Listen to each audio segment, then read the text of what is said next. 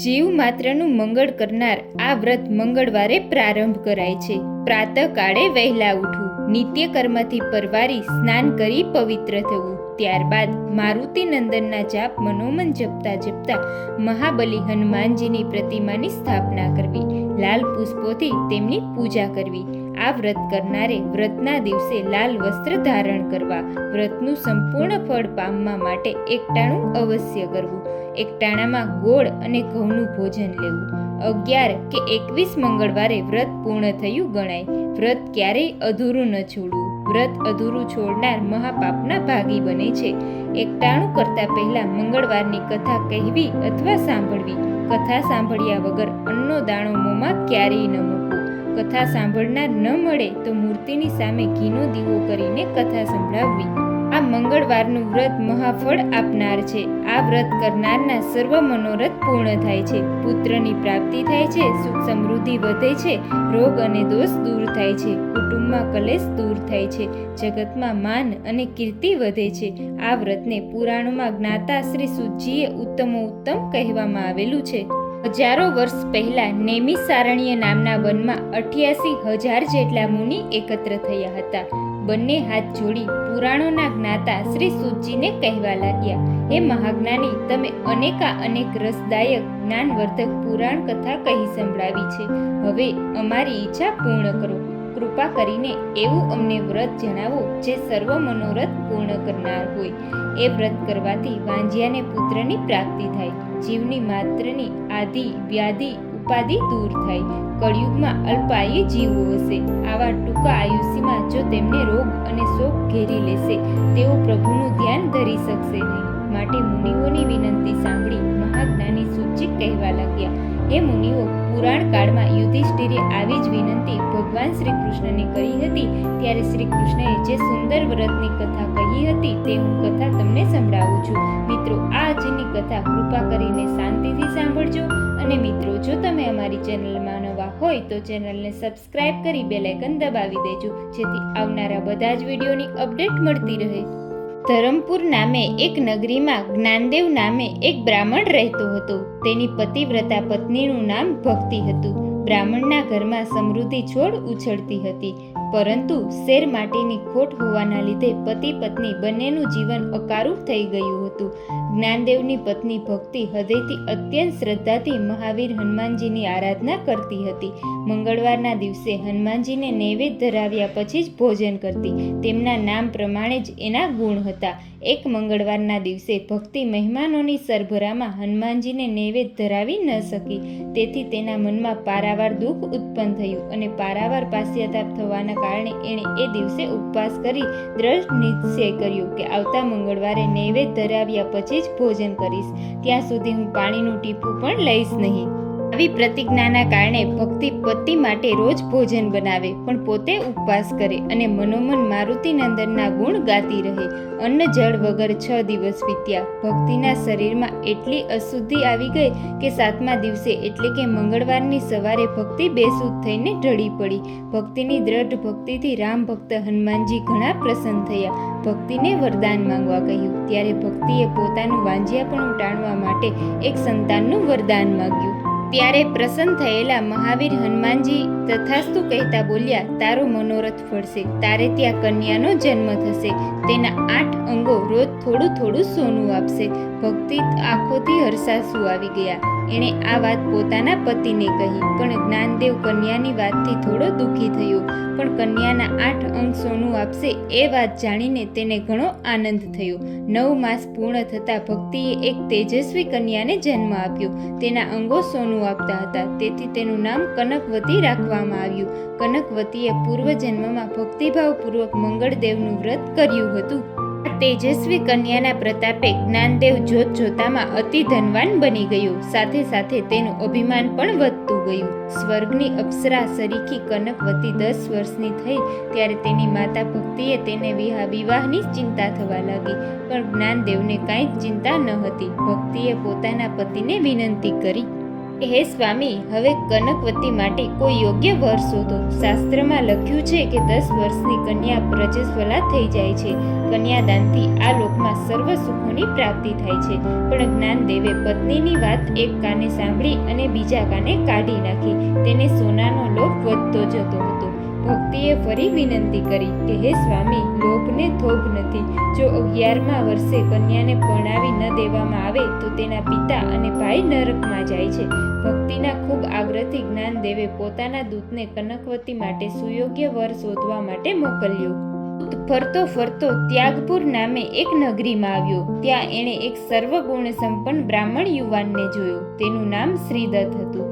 દૂત એ યુવાનને લઈને જ્ઞાનદેવની પાસે આવ્યો. જ્ઞાનદેવે તે જમાઈ તરીકે યોગ્ય લાગ્યો. કનકવતીને ખૂબ ધામધૂમથી લગ્ન થયા. જ્ઞાનદેવે કન્યાદાનમાં પુષ્કળ ધન આપ્યું. જોકે જ્ઞાનદેવને દીકરી સાસરે જાય તેનું ઘણું દુઃખ હતું. તે લોભી જીવ વ્યાકુળ બની ગયો હતો. એ વિચારવા લાગ્યો કે જે ધન ભેગું થતું હતું તે તો લગ્નમાં વપરાઈ ગયું. હવે કોઈ એવી યુક્તિ કરવી જોઈએ કે કન્યા મારા જ ઘરે રહે અને રોજ સોનું મળતું રહે. સોનાનો મોહ ખૂબ જ ભયંકર છે. સોનાના લોભમાં અંધ થઈ ગયેલા જ્ઞાનદેવે જમાઈનું કાળસ કાઢી નાખવાનું નક્કી કર્યું, જેથી દીકરી સાસરે ન જાય. વહેલી સવારે શ્રીદત્ત કનકવતીને લઈને ત્યાગપુર જવા રવાના થયો. રસ્તામાં ઝાડ નીચે છુપાયેલા જ્ઞાનદેવે પોતાના જમાઈના પીઠમાં ખંજર ખોચાવી દીધું. શ્રીદત્ત હે રામ કરતો ત્યાં જ ઢળી પડ્યો. થોડીવાર તડફીને મૃત્યુ પામ્યો. કનકવતી કાળું કલ્પાત કરવા લાગી. થોડે વારે ઝાડની પાછળથી જ્ઞાનદેવ બહાર આવ્યો. દીકરીને બાથમાં લઈને એના આંસુ લૂછતો હતો. દીકરી, તારા ભાગ્યમાં વૈધવ્ય લખ્યું હશે, એટલે જ પરણ્યાના પહેલા દિવસે જ લૂંટારાએ તારા પતિને મારી નાખ્યો છે. એક ખેડૂત મનમાં સમાચાર આપતા તરત હું દોડતો આવ્યો.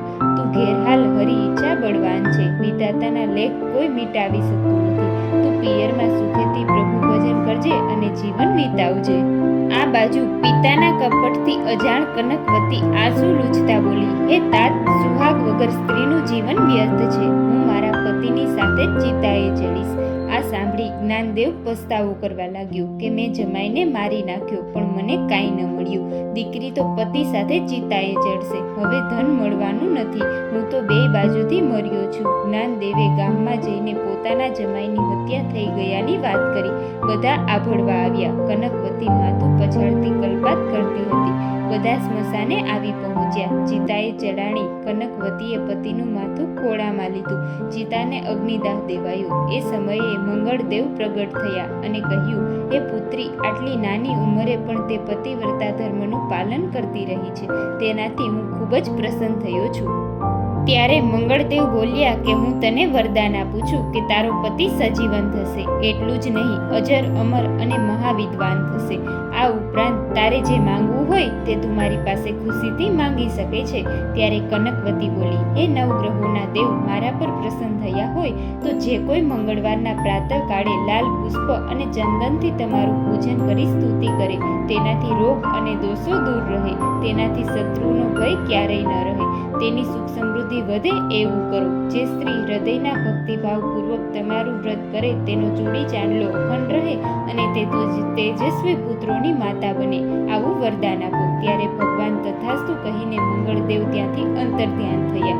શ્રીદત્ત સજીવન થયો. કનકવતી હર્ષના આંસુ વહેરાવતી પતિની સાથે સાસરે ગઈ. ત્યાં સુખ શાંતિથી રહેવા લાગી.